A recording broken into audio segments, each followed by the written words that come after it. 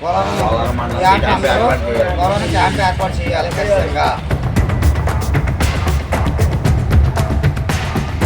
మాది పాతపట్టిసీమ గ్రామం అండి, పోలవరం మండలం. నా పేరు అభినయ. సదరన్ చేయించుకోవడానికి చాలా ఇబ్బంది పడుతున్నామండి. ఏలూరు అటు సైడ్ పంపించేస్తున్నారు. వికలాంగులు ఆ సైడ్ అంత దూరం వెళ్ళడానికి చాలా ఇబ్బంది పడుతున్నారండి. మాకు దగ్గరలోనే పోలవరంలో సదరన్ ఏర్పాటు చేయమని అధికారులను కోరుకుంటున్నామండి. మాది పోలవరం గ్రామం అండి. నా పేరు మామిడిపల్లి ప్రసాద్.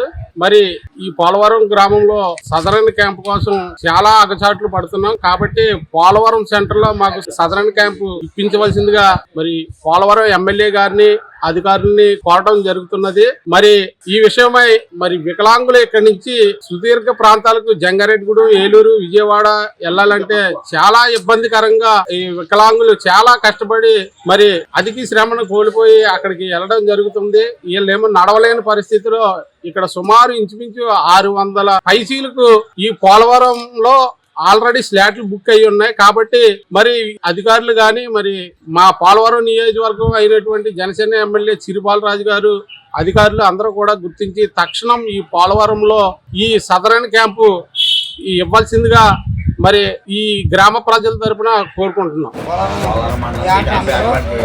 క్యాంప్ ఏర్పాటు చేయాలి ఖచ్చితంగా. పోతి గోవిందండి నా పేరు. 4 సంవత్సరాల మట్టి నుంచి నడుము బాధతో పడుతున్నాను. నేను సంవత్సరం అవుతుందండి సర్టిఫికేట్ పెట్టుకుంది. ఇప్పుడు ఇంకా నాకు ఏది రాలేదండి. నేను పోలవరం మండలం కోటాలండి నాకు ఇది.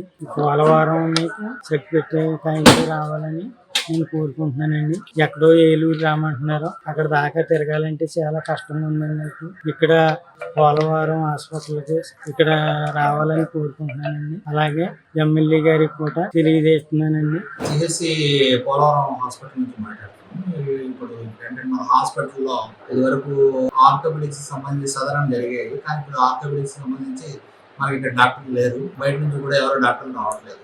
ఏంటంటే వికలాంగులకు సంబంధించిన స్లాట్ మన హాస్పిటల్ ఇవ్వలేదు. దాని గురించి మరి పై అధికారులకు మేము చెప్తాము.